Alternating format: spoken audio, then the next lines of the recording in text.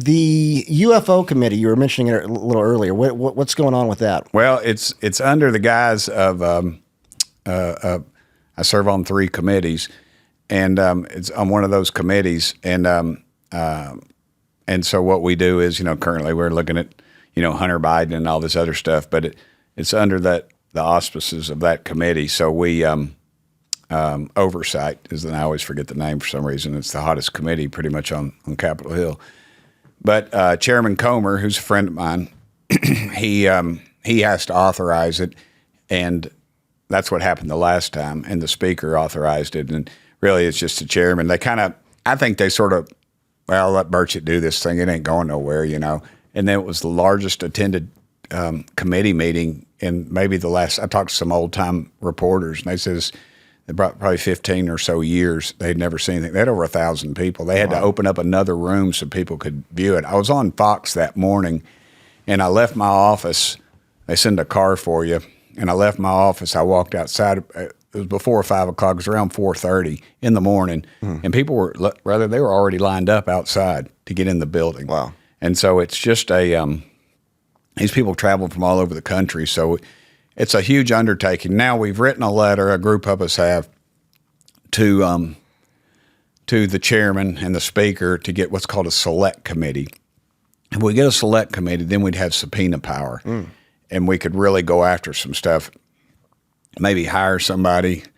There's talk of bringing Grush in, the guy who said that there's bodies and all this other stuff, and craft retrieval. I mean, the CIA has said they have a craft retrieval.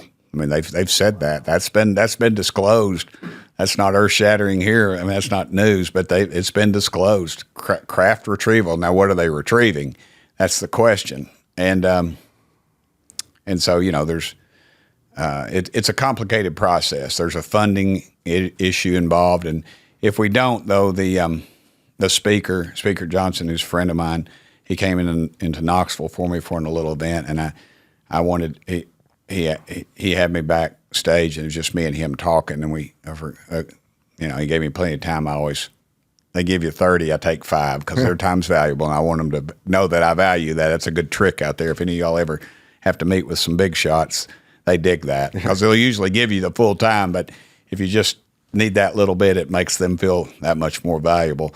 And I talked to him about that. I said, look, they'd like to have another committee meeting. He said, he wrote it down. He's a real, he's a lawyer, but he's a very decent man, and he wrote it down because it meant so much to him to make him remember to do it, and his staff, and he told his staff. So I'm sure we could get another hearing, but the select committee would be the one that could really go after some of this stuff. Again, I don't think we're going to get a whole lot because this thing is so compartmentalized. And I live in Knoxville, and that's in East Tennessee, and it backs up to Oak Ridge.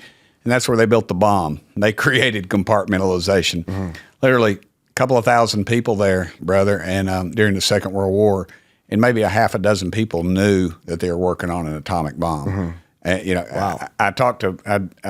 I get elected by knocking on doors, and I would talk to somebody if they were of my parents. Both my parents are in heaven, but back when they were alive, they would, if they were somebody in that age group, I'd find out if they were in the war or not, and what branch. And I remember talking to this one guy, he was putting his American flag out. I said, well, I didn't serve, and he kind of ducked his head a little. And I said, really? He said, yeah, I figured it might have been 4F. He goes, I worked at Oak Ridge. And I said, brother, if my dad was here, he would hug your neck. I said, because he was on Okinawa, and he'd fought Peleliu. He's in the Marine Corps, and they were getting ready to go to mainland Japan. He said they dropped the bomb, and it was over. And he said, I said, what y'all did probably saved my dad's life. And he said, the funny thing, Tim, he said, my wife worked there same time, and we did not know what each did. That is compartmentalization, and that is what we've got. And since 1947, you figure somebody who knew about Roswell had put it into a department over here or something, that all those people are dead. And so, I mean, that's the best compartmentalization you can have. And so whatever we have is passed down the line. There's so few people that actually know. Presidents don't know. And, not Biden, but Chuck Schumer, he had an amendment on the bill. I had one too on disclosure. and his mine was 2 pages. His was about 60, but they basically did the same thing. But they didn't even bring my amendment up. That's how much power these people have. They killed his amendment on the floor. They killed Chuck Schumer's amendment. Wow. So and he went it's on a military-industrial complex that's hiding it. Yes. Well, what do you what do you think the motives of hiding it are? Well, money, power. They have some Control. kind of crazy technology Technology. Imagine if now if you go to the Tic Tac videos, I'm sorry, yeah, Tic Tac. Wait, let me make sure I got it right. TikTok. TikTok is the Chinese communist. That's deal. right. Tic Tac is the candy. Okay. Yeah. Okay. Right. Yeah. Tic Tac. Okay. So the Tic Tac candy. That was what these UFOs look like. If you'll Google that and watch the videos, and you can hear the pilots, and those were one of the pilots who testified in our committee, and they talk about this thing, and there's no, and you can watch it, and there's no heat signature, there's no propulsion, there's no anything, and could you imagine having that much energy in one little contained area? And they did the math for me. Some guys did the math for me. It was just the amount of energy that let's say what we would consider nuclear or oil or coal based. It was just enormous. The amount of power that this thing would have had to be able to move at these speeds, at that rate of speed, at that volume, and no heat signature. Could you imagine? We could heat our homes in the winter and cool them in the summer. The Pentagon would not be getting us in these awful wars, getting our boys and girls killed over a barrel of oil. Environmental issues would end right then. Yeah, we put them all out of business, and that's one component of it. And two, and I'm a motorcycle guy. But say I took one of my newer bikes back to say I don't have one, but say I had a brand new Harley. And I took it back to the people that came over on the Mayflower. They'd have a bright, shiny object. They could polish it. They might get it started. They'd never be able to pump the tires up. They couldn't even make the fuel to run it. The alcohol wouldn't burn in it.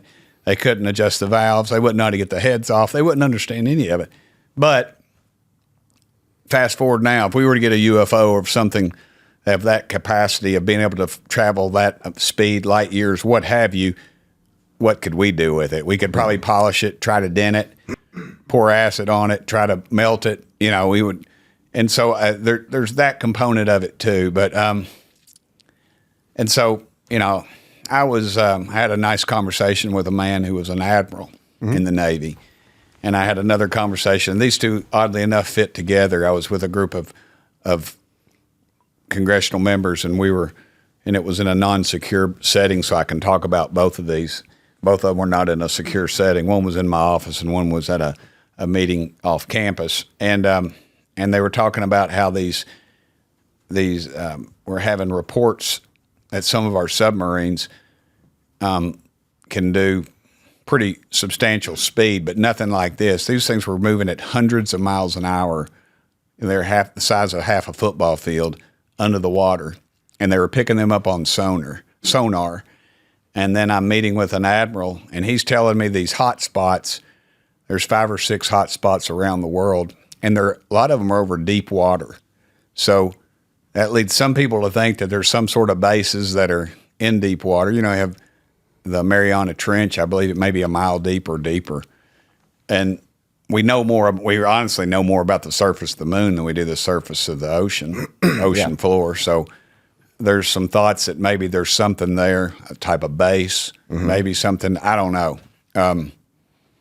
That's just a theory that's out there. But it's pretty cool when an admiral comes in and tells me that we're not alone. This isn't some buddy of mine down at Toddy's Backdoor Tavern on his sixth PBR, it telling me that there's something out there. This is a professional man who has a whole career in his involvement. And some other stuff he told me I'm not at liberty to talk about, but it was very substantial. Yeah. No, I believe it. I've gotten some similar stories from some people I respect, and they're like, no, this is the real deal.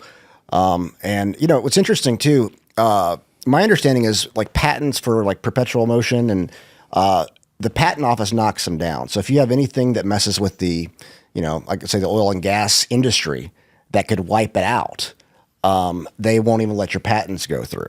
Well, they kindly shut you down. Yeah, and there's several, there's some conspiracy theories, but you figure that if they could ever crack that hydrogen molecule in a cheap, efficient way, just walk down here in Knoxville, it's the Tennessee River, just get you a gallon of water. That's right.